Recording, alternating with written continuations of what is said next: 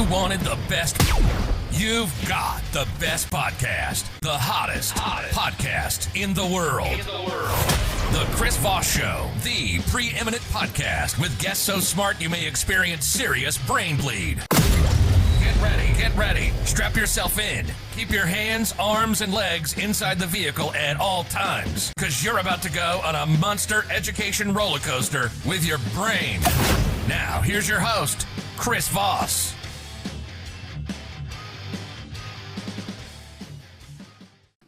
Hi, folks. Chris Voss here from the ChrisVossShow.com, the ChrisVossShow.com. Hey, we're coming here with another great podcast. We certainly appreciate you and all the other people around you right now, but just mostly you for tuning in and being a part of the show. You can refer the show to your friends, neighbors, relatives. Go to thecvpn.com, the Chris Voss Podcast Network.com. It's this really cool technology. They have a network of podcasts. It's really wild. There's 9 of them.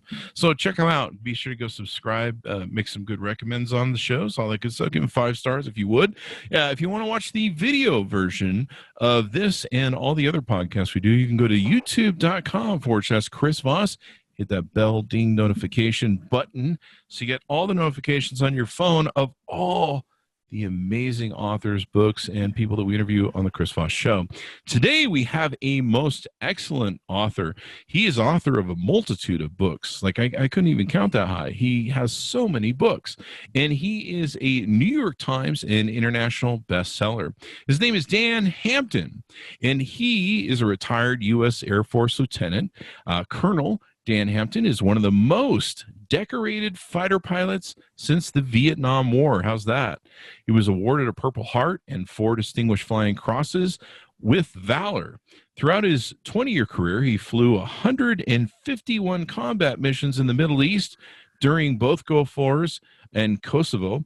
He's a graduate of the elite U.S. Air Force Academy, Fighter Weapons School, and USN Top Gun School, and U.S. Air Force Special Operations School.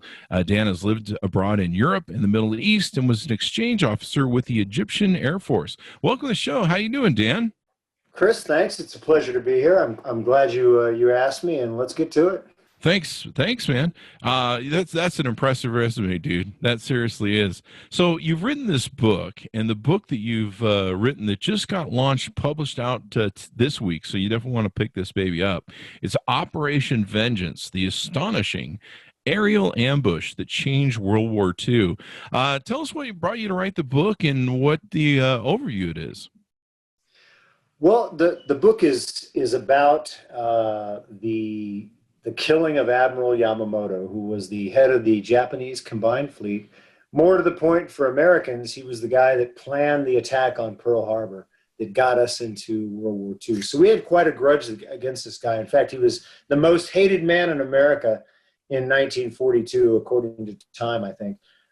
Everybody wanted to see this guy dead for different reasons, and we had a unique opportunity to go get him because we knew exactly where he would be at a certain time on one day.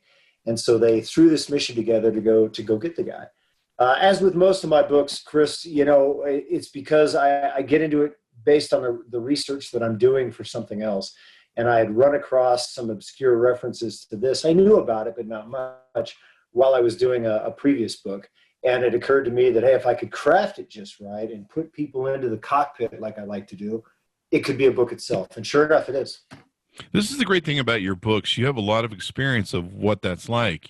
I grew up as a kid reading about Red Baron. Baba Black Sheep was one of my things. I read a lot of books about the Marines and the beaches and Air Force when I was a kid, and the lore and the experience of what went on there and battle and everything, just seemed so glorious to me at the time. And so you have a lot of this from your experience, and so you can put those into the books and what the story's about. So can you give us a layout of the story of Operation Vengeance? Yeah, essentially, we got into the Pacific, as everybody knows, right after Pearl Harbor. There was the Doolittle Raid, there was the Battle of the Coral Sea, there was the Battle of Midway, and then the Americans finally got a little bit of breathing room because of the Battle of Midway, and were able to take a couple of deep breaths and begin to fight back. And they began to fight back on a tiny little island nobody had heard about called Guadalcanal. And because we were able to hold on Guadalcanal, we could now use that island as a base for other things in the Pacific, including this mission. If we hadn't captured Guadalcanal, this mission never would have been possible. Lots of great stories out there about that. The Pacific, the HBO miniseries, probably the best one I've ever seen.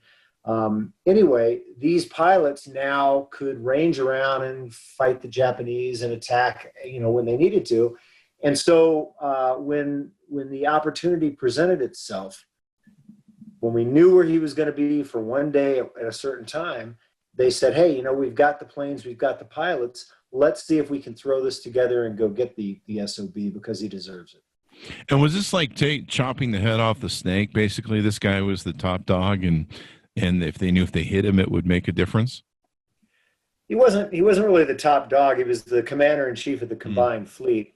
And the army, the Japanese army, really controlled Japan, not the Japanese Navy. But he was the best admiral that they had, and he was the one that knew the most probably about the Americans and how we thought and how we fought. He lived here. He knew us. He knew what we were capable of, which is why he knew he didn't have much time to win, because he knew what would happen if he didn't win very quickly. And sure enough, that's exactly what happened. The interesting thing about killing him was, I think, and I put this in the book, that shortened the war, all right, or at least made it less costly than it was, because as smart as this guy was and as much as he knew about us, he would have made our eventual victories even more bloody. So how many people are alive today because their fathers and grandfathers didn't die, in the Pacific because of this mission? That's the interesting point. That's pretty amazing. So did they succeed in the mission? Yeah. So on April 18th in 1943, exactly 1 year to the day after the Doolittle mission over Tokyo, these guys took off. They flew 400 and something miles over water without landmarks to intercept Yamamoto as he was descending to land into an airfield on Bougainville. Like I said, up from the Solomons. And the amazing thing about the flying is, and I got this into the book as well. I mean, I was a jet pilot. I had satellites and GPS and all sorts of other cool toys. The guy that led this mission, a major named John Mitchell, he had a wristwatch and he had a compass, a big Navy compass that he had the Navy mount in his cockpit. That's what he had, and a map. Okay, yeah. And he had put all this together, just basically the day before to make this happen. To most of these guys, it was just another combat mission. To John Mitchell, it was. To Rex Barber, the guy that shot Yamamoto, it was. But it still doesn't take away anything from the sheer piloting skill and airmanship to get these guys 400 miles deep into enemy territory over water, no landmarks, within a minute of when they needed to be there. It's amazing. Yeah, that's quite extraordinary. It's amazing the stuff our forefathers, I guess you call it, did in World War II. And it's like, yeah, strap some gasoline's tanks on there, and yeah, we'll make that fly. We'll just make that work. Yeah, people need to remember that when they deal with America. The Japanese and others since and even now think, yeah, it's a chaotic place. They can never get themselves together. They're weak. They're this, they're that. And yet we always pull through and just spank the crap out of everybody that tries to mess with us. And that's certainly what you just said is very, very true. Americans are superb at improvising. And when push comes to shove, we'll make it happen. And he did. Yeah. I remember reading the books back then of the taking of the islands in the Pacific Islands. And it was atrocious, the cost of the Marines that would be piled up on the beach. Like if you knew you were in the first 1 to 5 or 1 to 7 Marines that were in the first 1 to 7 waves going on the beach, you knew your body was just going to be used as cover for the next guy. It was just, and the bravery of them just to be like, well, go for it, we're Marines, and fight over those stupid little islands. Yeah, we owe those guys a lot. And one of my biggest purposes for writing these books is to remind people of that. And I hope they do. I hope they read this and they think, wow, we owe these guys a huge debt. So let's remember them. Yeah. In fact, I was reading recently about how there was a couple scientists that were trying to get a hold of the president, and they were trying to get him not to drop the two bombs, and maybe dump them into the Bay of Japan or something along those lines, something to do a show of force without killing so many people. And there's always been that. And recently I saw the Hiroshima annual thing that they do of the destruction of Hiroshima, and it's always that interesting thing of dealing with, like, should we have done that, and was it the right thing to do? But honestly, when you look at what was going on back then, from what I read of history and what you read of history, the Japanese were, there was just no stopping them. They were just gonna keep on coming, and even for us to land on there and try and fight them in Japan was just going to be a bloodbath for our people. Yeah, to me, that's the nail in that debate. It's all well and good 80 years later to look back and second guess these people, and the sort of folks that do that really don't understand history. Yeah. If they think that 5 million casualties is worth not dropping the bombs and ending the war. Now, having been through several wars myself, I'll tell you, I personally think war is absolutely the last answer. I don't ever want to do it again. Mm-hmm. Okay. But sometimes it's necessary. And in the case of World War II, I think this is why this is still a popular subject with everyone, because it was black and white, because it was a war that had to be fought. Everyone since then, including all the ones I was in, you could argue, 6 ways from Sunday about it. This one, we had to do it. And if we didn't do it to them, they were, by God, going to do it to us. And the Japanese were not the Germans. The Germans would eventually get to the point, as they did, and they'd roll over and say, okay, we give up. The Japanese weren't going to do that. There was no way short of invading the home islands, which, as I said, would have cost 4 million Japanese lives and 1 million American lives. Yeah. Or bombs, which is why they did it. I mean, they didn't even capitulate after the first one was dropped. Yeah, they did. That should tell you a lot, right? We had to dump a second one. City, and they like, we're going to fight on. And finally, the emperor, grew a spine and said, "No, this isn't going to end well. We've got to stop it now." And he did. Yeah.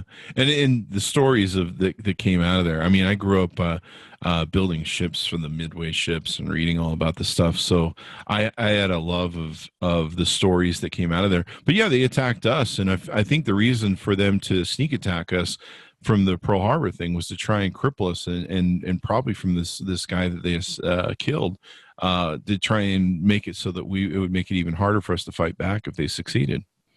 Well, that was Yamamoto's plan. As I said, he knew America, he knew Americans. To paraphrase him, the actual quote's in the book, but he said something like, if you make me go to war with the United States, I'll run wild for 6 months or a year, but after that, I can make no promises, because he knew very well how angry and vengeful this country could be, and he also knew our industrial capacity. And so his plan then at Pearl Harbor and also at Midway was one massive strike, one huge strike. Let's wipe out their ability to fight back. And then we can talk about peace. And as long as we get to hold on to the territory we've captured with the oil and the rubber and everything else that we need, we can have peace with the Americans. That was a miscalculation, because there was never going to be any peace after Pearl Harbor. But that was his thought. And that's a very Japanese, imperial Japanese mindset, the massive sudden blow. They did it against the Russians, at the turn of the last century. They did it against the Chinese. That's a very Japanese thing to do. And that's what Midway was all about. He wanted to lure the fleet out into the middle of the ocean and then destroy it with aircraft carriers and battleships. Didn't work out very well for him, though. So they get to the island. They got it timed down to the minute. I imagine once they get in the airspace, that it's going to be known that they're there. So they don't have time to just go circle around and be like, yeah, we're just waiting to kill this dude, right? Well, yeah. When they knew that there would be, once they hit Bougainville, that obviously fighters would be scrambled, they thought. And they anticipated, there were 80 Japanese Zero fighters stationed on that island. And that's why John Mitchell, there were 16 of these guys in 4 groups of 4. We called them 4 ships. And Mitchell and 11 other guys were going to climb up as soon as because they were at 50 feet, 100 feet over the water to avoid detection. Once they hit Empress Augusta Bay, the 12 of them were going to climb up and go after the Japanese Zeros. They were looking forward to going 12 against 80. That should tell you a lot about how these guys thought, fighter pilots. Anyway, and the other 4 were then going to go after the bomber. They only expected 1 bomber. Turns out there were 2, and 2 of the 4 guys that were supposed to go after the bombers turned back because they couldn't get their one guy couldn't get his external fuel tank off, and he didn't want to go into combat with a tank full of gas hanging off of his belly. Oh, wow. I think at that point I would have gone anyway, but he didn't. So now there's only 2 P-38s, and now they see that there's 2 bombers. 2 bombers. And you're right, they don't have much time, because it's like kicking a hornet's nest. Those 80 Japanese fighters are going to come up and try to get them very quick. The whole thing lasted like 9 minutes. Wow. From start to finish, and the actual Yamamoto shoot down was about 2 minutes. Wow. So they had to do that old technique they used to have to do where they had to strap on extra fuel tanks to get those boys in and out of there, huh? They never would have made it otherwise. Yeah. There was, even as long range as the P-38 was, John Mitchell had to get extra tanks brought in the night before, and his ground crews stayed up all night getting these extra tanks bolted onto these P-38s. They had like 781 gallons altogether of fuel, which to me as a jet pilot, that's what I would land with. But, that's what they had. And of those 781 gallons, 736 were accounted for the flight up, and the flight back. And then I think he only had 45 gallons left over for combat, which is about 6.5 minutes. That's crazy, man. They didn't have much time to do it at all. That is crazy. And so you tell the story of how they go into this. You lay out the characters, the people who flew the planes and stuff. Do you focus on just a few of the characters, or all 11, or how does the story go? Well, the story starts out in the cockpit. Mm-hmm. You're actually sitting in the cockpit with Rex Barber. He's one of the P-38 pilots, and he's the man that eventually shoots down Yamamoto. And so the way I like to write books is I'll do an action chapter, I like to call it, and a background chapter or something else. So, you get tied up in the action, and then you get a little break while you read about why they're there or who they are or the historical context, and then you get back into the action. I find that sort of sawtooth rhythm keeps people, turning pages. And I was very fortunate in that Rex Barber's son and his grandson have all of their dad's stuff. And I was able to use all of that. I was able to use a couple of P-38s, flyable P-38s, so that, I could put the reader into the cockpit. Oh, wow. These are the switches, and this is how it works. This is how it felt and smelled. I found the oldest living P-38 pilot out in Colorado. He was 98. Holy and crap. he was a huge help in saying, yeah, we said that, or we'd never say that. Or how the switch in your plane that you were in was like this, but in the P-38 we flew, it was over here. And this is what it smelled like and felt like, and all those things that I think really put people into the action. Yeah, it gives people that textual feel when they read the book and stuff. Yeah. I was listening to some of the audio from it, and you're very descriptive, and you do a really good job of just making, you paint the whole picture like you're in a movie, and so you get a good feel for it. You've written a lot of books: The Hunter Killers, Viper Pilot, The Flight, Lords of the Sky, Chasing the Demon, the Mercenary, and Chasing the Demon. Looks like that was about the X-71. Was that what that was? That was about the X-1 and the X-1. There you go. And who I really believe broke the sound barrier first. Yeah. I remember reading a lot of this stuff when I was a kid. I just loved the lore of it, and it was so fun.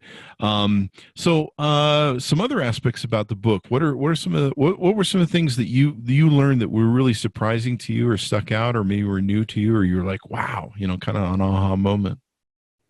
Well, I have to be careful when I write because I like to go off on tangents. So it's always a constant battle between my editor and myself. And But I found that some of the tangents are actually really good, and people like it. They like to learn. They like to learn things without feeling like they're being taught. So I try to take all the dry history that is written down and is a matter of fact, and blend in the human element. Try to make some of these people come alive as they obviously once were. For me, with this book, I knew about the Pacific War. I knew about Guadalcanal, but I didn't know it to the degree that I know it now because of this book. And I really tried to put that in there because I wanted to impress upon people that none of this would have been possible if that island hadn't been taken. Yeah. And that island being taken was not just an island being taken. It was the Alamo. It was Gettysburg. It was Yorktown. It was a line in the sand where the Japanese took their last southern step on Guadalcanal. We stopped them there. And it's a fabulous story. If somebody who's in the movies sees this and says, I'd make a great movie. I'll buy you a pitcher of martinis for that. There you go. But I really love the history, and I that's what I keep learning more about. I always find out how much I don't know, and this book was no exception. Well, I love the concept of it because the stories of these men are what really made the difference. In I mean, it just takes an extraordinary. Like if you said to me, like, "Hey, Chris, we're gonna strap some gas things on a plane," and I'll be like, maybe not today, but that's kind of why I'm not a U.S. Air Force fighter pilot. But still, these guys were extraordinary. I mean, I don't even think they make these guys anymore. Maybe they do. But what they do. I think they do, and it's a good point because kind of goes to what you were talking to earlier. America rises to the occasion, and I think to some degree the times make the men. And you have to remember though, these guys were born in the 20s or the late teens. They were raised during the Great Depression, so they didn't have much of a childhood, and then they got a world war thrown in their face. So these were some very tough men to begin with. Yeah. I think that strength is still in America. I think it's still here. If we had to do it again, we would. I mean, look at, on a much smaller scale, look at how the country came together after 9/11. Yeah. It's not comparable to World War II, obviously, but people still forgot all their little differences and realized that we have more in common than we have apart. And they came together. They pitched in just like these guys did.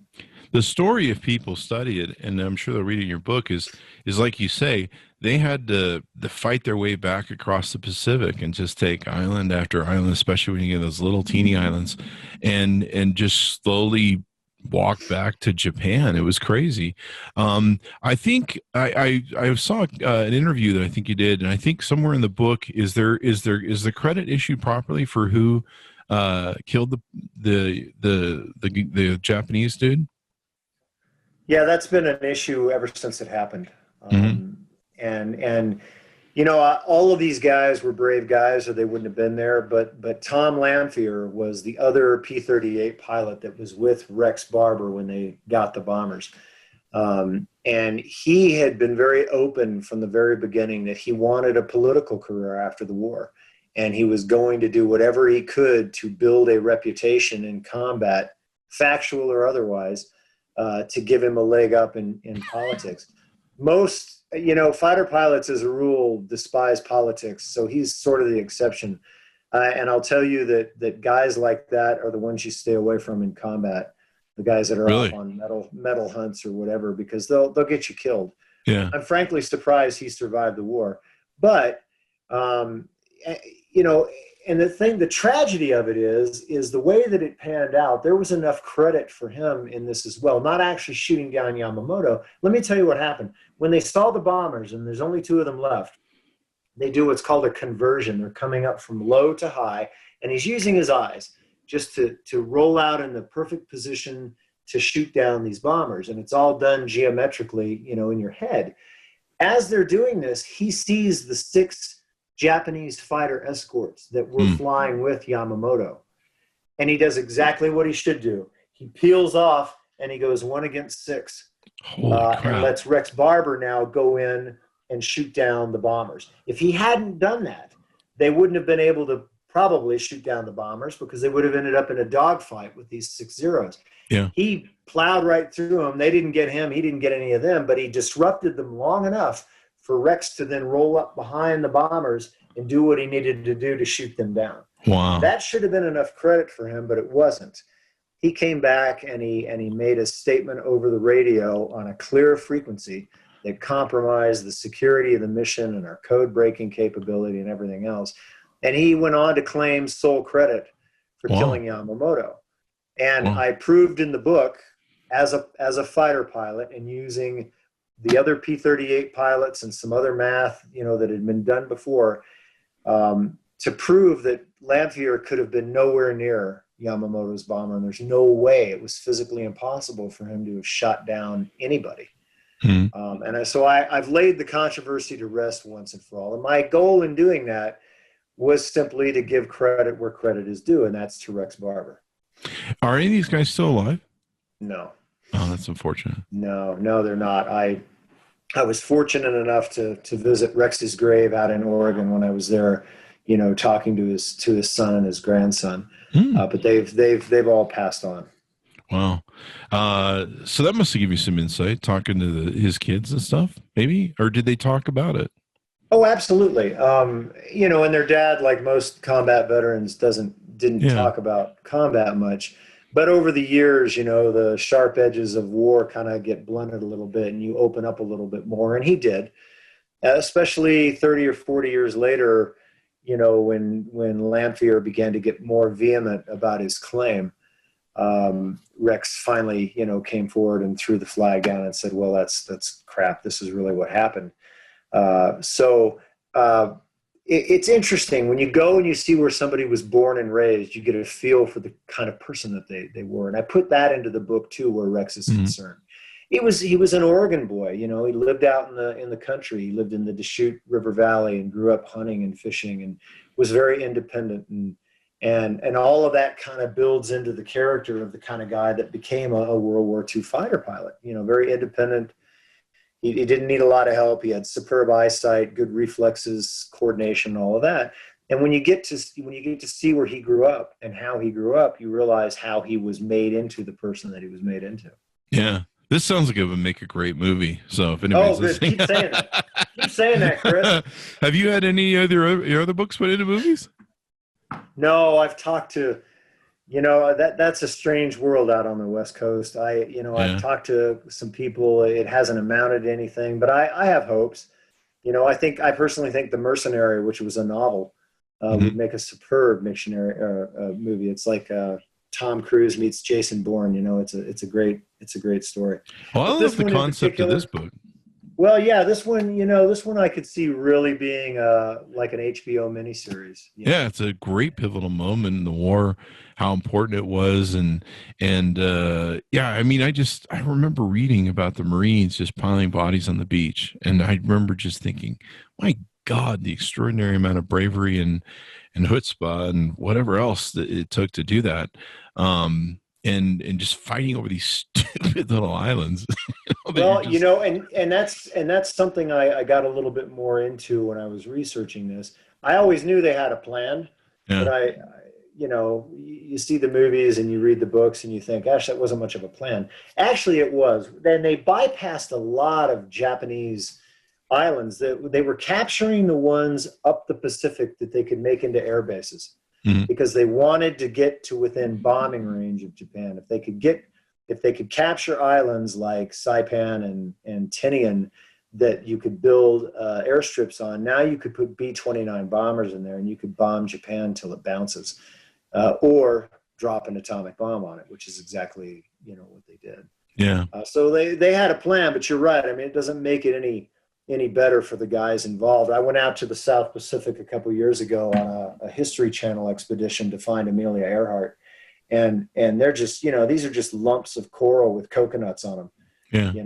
It's just an awful place to fight. I'm glad I didn't have to do it. Yeah, it's crazy. And if you go down, you go down. I used to watch the fighter pilots that you would see get shot down and go down, and the kamikazes and stuff. I mean, I was just so excited by that lore when I was a kid. And you see them get shot up and they go into the water, and you're just like, I don't know, that guy's going to make that one. A lot of them didn't, and the Japanese in particular, they had a very World War I idea of flying in a lot of ways. They didn't even wear parachutes for the first part of the war because it would have been a disgrace. They're part of the Bushido, the samurai code. If you get shot down, it means you lost, and if you lost, that's a disgrace. Yamamoto was actually one of those who finally put a stop to that, and banzai charges and some other things, because he's like, you guys we're losing thousands of men. It takes 18 to 20 years to raise another soldier. And you're dying unnecessarily. If you have to die, but make sure it counts. And the samurai charges, the kamikaze attacks, all of that, not wearing parachutes. I mean, come on, that's ridiculous. Look at the Americans. If somebody gets shot down, 7 times out of 10, they'd get picked up, and within a day or so, they're back in another airplane flying and fighting. Yeah. I remember the German story about how I think it was the British shot down, or France shot down a bunch of German Air Force pilots, and in some deal they give them back to Germany, and then Germany just uses them again to start bombing London, and you're just like, I don't remember that one. Actually, the Germans that got shot down over England were probably the lucky ones, because they got captured and they survived the war. Yeah, the ones that went down over Russia weren't so lucky. Yeah, I think it was France or one of the other countries. They did some deal, and I don't know, it's crazy. So this is a pretty interesting book. Anything more we need to know about Operation Vengeance? I think you covered it, Chris, and it's all in the book. There you go. There's, like I said, there's a lot of history, there's a lot of background, but it all has a point. And I hope that the readers will find themselves in the cockpit and empathizing with Rex Barber and feeling like they're there, squeezing the trigger and watching the bullets fly, because that's sort of the point of it. If you can make history enjoyable and accessible, I think more people would read it and get something out of it, which would be good for us all. Well, it's getting rave reviews so far. Operation Vengeance is a colorful, intimate, eye-popping history delivered at breakneck pace. I loved it. According to Lynn Vincent, the New York Times bestselling author of Viper Pilot, delivers an electrifying narrative account of the top secret U.S. mission to kill Yamamoto, the Japanese commander who masterminded Pearl Harbor. Where can people find this on the interwebs and find out more about you? They can find the book at Amazon, of course, Barnes & Noble, Goodreads. I think it's also at Costco. It's in airport bookstores. So pretty much everywhere. I would ask, like you did, if you like the book, please favor me with a review. Doesn't have to be, Leo Tolstoy's War and Peace. Just a couple lines saying, "Hey, I liked it," and the stars. That's nice too. Get the stars. Get the 5 stars. Get the stars in there. Get the 5 more star the better. And I'm up on. I have an author Facebook page. I always respond to people that contact me. It may take me a while because I get quite a few, but I will always answer. So if people just want to talk or ask questions, I love to do that. People in all my books will say, "Hey, I didn't know that. What does this really mean? Could we go into a little bit deeper?" I'm happy to talk to anybody that takes the time to write me. I figure they deserve a reply. That's pretty awesome, dude. That's pretty awesome. This book just came out August 11, 2020. You definitely want to pick it up. Operation Vengeance, the astonishing aerial ambush that changed World War II. It sounds like an exciting read. Check it out today. Go to thecvpn.com or chrisvosspodcastnetwork.com. You can subscribe to the show and hear more about great books like this. And you can see the video version of this on youtube.com/Chris Voss. Thanks, my audience, for tuning in, and we'll see you next time.